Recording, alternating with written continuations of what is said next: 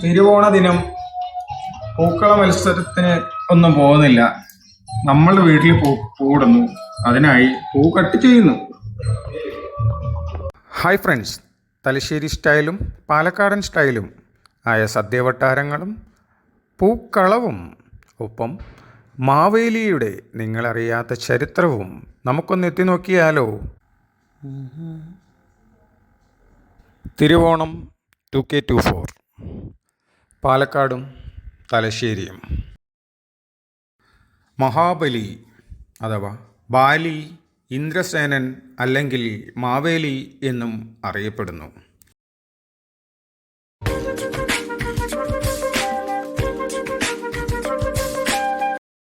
ഹിന്ദുമതത്തിലെ ഒരു ദൈത്യ രാജാവാണ് അദ്ദേഹം. പ്രഹ്ലാദൻ്റെ ചെറുമകനും കശ്യപമുനിയുടെ പിൻഗാമിയുമാണ് നമ്മുടെ മാവേലി. ശതപഥ, ബ്രാഹ്മണ രാമായണം, മഹാഭാരതം, നിരവധി പുരാണങ്ങൾ തുടങ്ങിയ പുരാതന ഗ്രന്ഥങ്ങളിൽ അദ്ദേഹത്തിൻ്റെ ഇതിഹാസത്തിൻ്റെ നിരവധി പതിപ്പുകൾ ഉണ്ട്. ഹിന്ദു സാഹിത്യമനുസരിച്ച് വിഷ്ണുവിൻ്റെ വാമനാവതാരത്താൽ 7 അനശ്വരരുടെ ഒരു കൂട്ടമായ ചിരഞ്ജീവികളിൽ ഒരാളാകാൻ അദ്ദേഹം അനുഗ്രഹിക്കപ്പെട്ടു. സുതലോകത്തിൽ വാഴുന്നു. അടുത്ത യുഗത്തിൽ മഹാബലി സ്വർഗത്തിൻ്റെ രാജാവായി മാറുമെന്ന് വിശ്വസിക്കപ്പെടുന്നു. കേരളത്തിൽ മഹാബലി തൻ്റെ രാജ്യത്തെ സ്വർഗീയ സ്ഥലമാക്കി മാറ്റിയ ഏറ്റവും കുലീനനും സമ്പന്നനുമായ ഭരണാധികാരിയായി കണക്കാക്കപ്പെടുന്നു. കേരളത്തിലെ വാർഷിക ഉത്സവമായ ഓണത്തിൻ്റെ പ്രധാന ഭാഗമാണ് അദ്ദേഹത്തിൻ്റെ ഐതിഹ്യം. മഹാരാഷ്ട്ര, കർണാടക, ഗുജറാത്ത്, തെലങ്കാന, ആന്ധ്രാപ്രദേശ് എന്നിവിടങ്ങളിൽ ഇത് ബലിപ്രതിപദ അഥവാ ബലിപാട്യമി അല്ലെങ്കിൽ ബലിപദ്വ ആയി ആഘോഷിക്കപ്പെടുന്നു. അതായത് ദീപാവലിയുടെ 3-ാം ദിവസവും ആദ്യ ദിവസവും കാർത്തിക മാസത്തിൽ. മഹാബലിയുടെ ആദ്യകാല ഹിന്ദു ഗ്രന്ഥങ്ങളിൽ വിശേഷിപ്പിക്കുന്നത് ദയാലുവും ഉദാരമതിയുമായ രാജാവായാണ്. വിവേചനമില്ലാതെ അദ്ദേഹം ഭരിച്ചു. അദ്ദേഹത്തിൻ്റെ ഭരണത്തിൻ്റെ കീഴിൽ അദ്ദേഹത്തിൻ്റെ ജനങ്ങൾ സത്യസന്ധരും ആരോഗ്യമുള്ളവരും സന്തുഷ്ടരുമായിരുന്നു. നിരവധി യുദ്ധങ്ങൾക്ക് ശേഷം അജയ്യനായ ബാലി ആകാശവും ഭൂമിയും കീഴടക്കി. സുരന്മാർ, അതായത് ദേവന്മാർ, പൂർണ്ണമായ നാശത്തിൽ നിന്ന് അവരെ രക്ഷിക്കാൻ വിഷ്ണുവിനെ സമീപിച്ചു. മഹാബലി ഒരു നല്ല ഭരണാധികാരിയായതിനാൽ വിഷ്ണു യുദ്ധത്തിൽ ചേരാൻ വിസമ്മതിച്ചു. സ്വാഭാവിക ക്രമം പുനഃസ്ഥാപിക്കുന്നതിനായി അദ്ദേഹം വാമനനായ ബ്രാഹ്മണ അവതാരമായി അവതരിച്ചു. മഹാബലി തൻ്റെ വിജയങ്ങൾ ആഘോഷിക്കാൻ അശ്വമേധയാഗം നടത്തുകയും എല്ലാവർക്കും സമ്മാനങ്ങൾ നൽകുകയും ചെയ്യുമ്പോൾ വാമനം അദ്ദേഹത്തെ സമീപിച്ചു. 3 അടി ഭൂമി അഭ്യർത്ഥിച്ചു.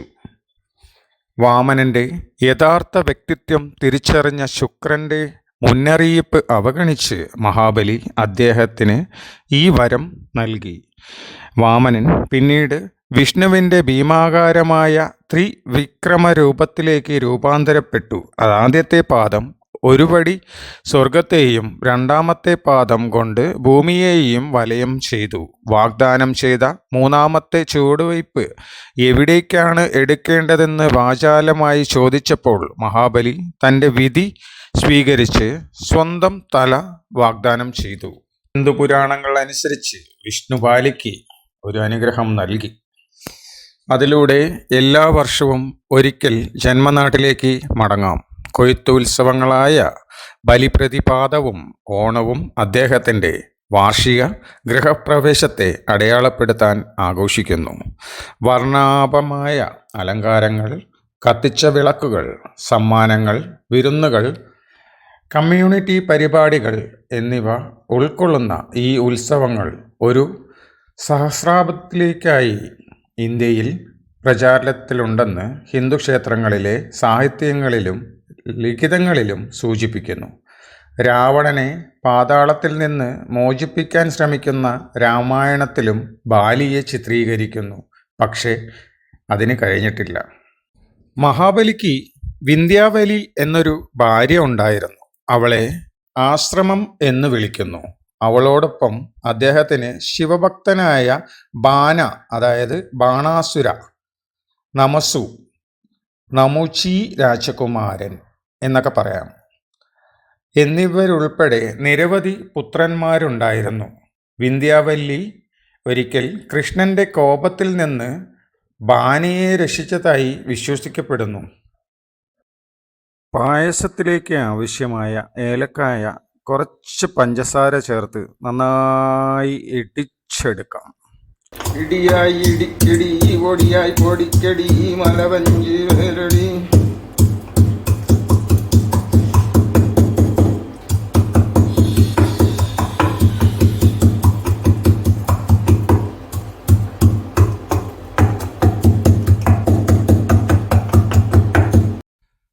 അപ്പോൾ സദ്യ വട്ടാരങ്ങളിൽ ഇന്ന് അധികം ഐറ്റം ഒന്നുമില്ല. അതായത് ചേമ്പും കിഴങ്ങിൻ്റെ ഒരു ഐറ്റം ഗ്രേവി, ചേമ്പും കിഴങ്ങ് പുളിശ്ശേരി, അത് കഴിഞ്ഞ്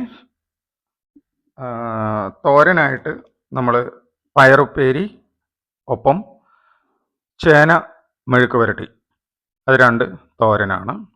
പായസത്തിനായിട്ട് ചെറുപയർ പരിപ്പാണ് എടുത്തിരിക്കുന്നത്.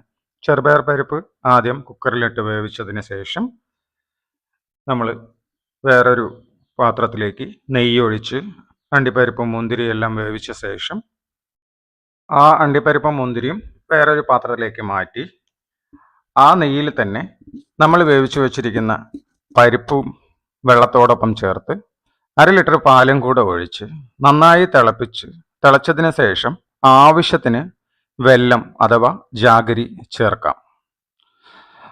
അതോടൊപ്പം തന്നെ ഏലക്കായി കുറച്ച് പഞ്ചസാര ഇട്ടിട്ട് നന്നായിട്ട് ഇടിച്ചെടുക്കുകയും വേണം.